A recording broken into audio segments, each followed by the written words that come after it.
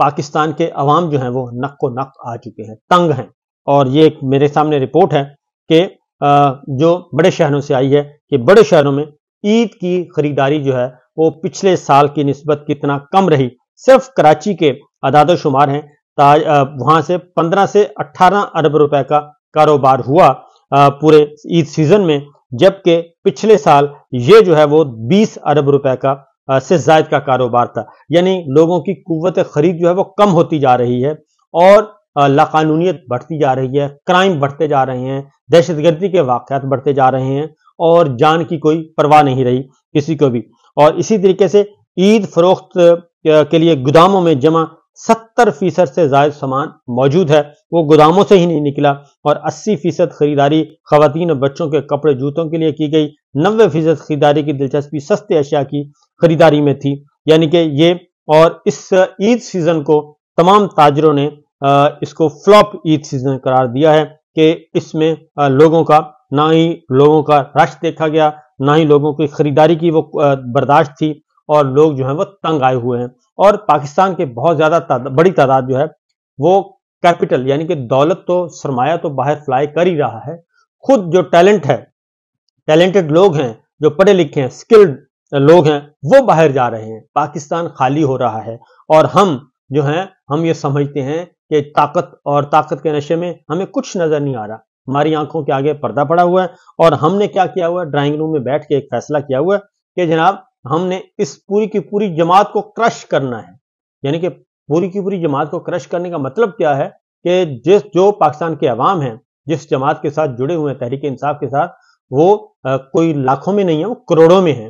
اور ان کروڑوں کو آپ کہہ رہے ہیں، اور پڑھے لکھے لوگ ہیں، بجائے اس کے کہ ان کو بات کریں ان کے ساتھ اور ان کو قائل کریں، قائل آپ کا دلیل آپ کے پاس ہے نہیں ہے، اور ان کو آپ نے کرش کرنا ہے اور ان کو ڈیمولش کرنا ہے، یہ ممکن نہیں ہے.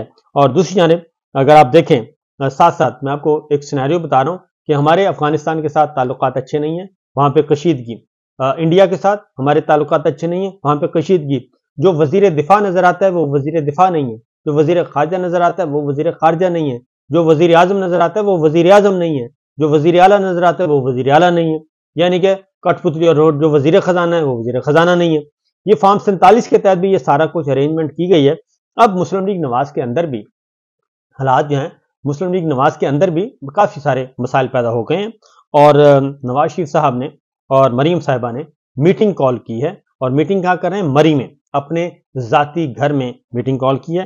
اور لاہور میں انہوں نے میٹنگ کال نہیں کی، اور وہاں پہ بیٹھ کے صلاح مشورہ کیا، اور صلاح مشورہ کر کے انہوں نے اب یہ فیصلہ کیا. کیونکہ اس وقت سچویشن یہ ہے، ججز کیس ہے، اور یہ عمران خان صاحب جو ہیں وہ عمران خان صاحب کو کوئی ویڈیو نہیں بنانی پڑی، اور جیسے جج ارشد ملک مرحوم نے کی ویڈیو بنائی گئی تھی، انہوں نے ویڈیو ریکارڈ نہیں کرنی پڑی. جج ارشد ملک مرحوم کو سعودی عرب نہیں لے جانا پڑا، ان کو جاتی عمرہ نہیں لے جانا پڑا، اور ان کو مارگلا روڈ پہ نہیں لے جانا پڑا کسی بھی جج کو کہ آپ آئیں اور آ کے بتائیں. جیسے جج ارشد ملک مرحوم کی سارے کی چیزیں ریکارڈ کی گئی تھیں، تو اس پہ جج ارشد ملک مرحوم نے FIR بھی درج کروانے کی کوشش کی، لیکن اس پہ کوئی ایکٹ نہیں کیا گیا، بلکہ انہی کو دبایا گیا، اور پھر وہ بیچارے اللہ کو پیارے ہو گئے. تو ایک طرف وہ تھا، وہ سچویشن تھی. اور اس وقت یہ ہے کہ ہائی کورٹ کے 6 ججز کہہ چکے ہیں کہ جناب یہ سارے کا سارا فراڈ نظام چل رہا ہے، جسٹس سسٹم جو ہے وہ فراڈ ہے، یہ عدالتی نظام جو ہے پچھلے 2 سال سے فراڈ نظام چل رہا ہے، اور ججوں کو بلا کر دھمکا کر پسند کے فیصلے لیے جا رہے ہیں کہ اس کو بری کر دیں، اس کو سزا دے دیں. یہ صرف یہ ہم نے اس وقت دھیان نہیں دیا. پیچھے ذرا چلے جائیں، چیف کمشنر جو ہیں وہ تو چٹھا جو ہیں وہ تو اب آئے ہیں، اور اس سے بھی پیچھے چلے جائیں، چیئرمین نیب کیوں چھوڑ کے گئے تھے؟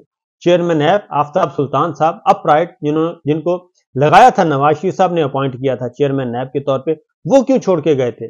وہ اس لیے چھوڑ کے گئے تھے کہ وہ کہہ کے گئے تھے کہ مجھے کہا جاتا ہے، یہ شہباز شریف صاحب کے زمانے کی بات کر رہا ہوں، PDM 1 کی حکومت، اس میں آفتاب سلطان صاحب چیئرمین نیب ٹھوکر مار کے چلے گئے تھے، اور ان کو کہا جاتا تھا کہ آپ فلاں کو چھوڑ دیں اور فلاں کو پکڑ لیں. یعنی کہ وہ بتا کے گئے آفتاب سلطان صاحب کہ جی میں 10 مرلے والے کو اور 2 4 6 کنال والوں کو سزا نہیں دے سکتا، اور جنہوں نے اربوں روپیہ لوٹا ہے اور جن کی اربوں کی پراپرٹیز ہے ان کو میں چھوڑ نہیں سکتا.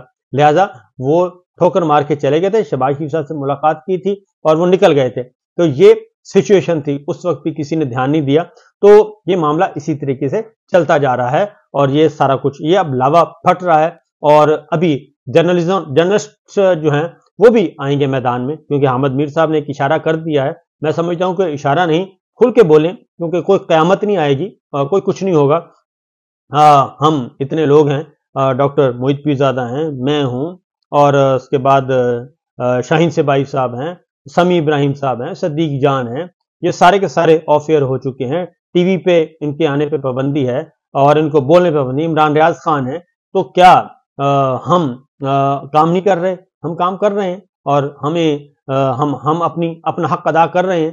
तो आप लोग भी अपना हक अदा करें, क्योंकि मैं आपको बता दूं कि जो टीवी मालकान हैं, खा वो अखबारात के हैं या दूसरे टीवी चैनल्स के मालकान हैं, वो सब तो उन्होंने तो मैच फिक्स किया हुआ है।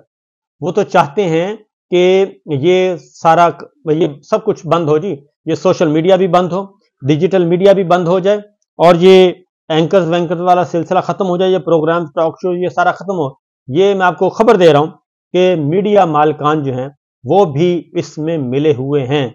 अगर आपने अपनी जर्नलिज्म को बचाना है, अपनी मीडिया की आज़ादी को बचाना है, फ्रीडम ऑफ एक्सप्रेशन को बचाना है, तो इसके अलावा कोई और हल नहीं है कि जनाब आप जिद्दोजहद करें, स्ट्रगल करें। क्योंकि स्ट्रगल नहीं करेंगे, जिद्दोजहद नहीं करेंगे, तो ये इसी तरह से होता रहेगा और ये आप पे प्रेशर और आएगा।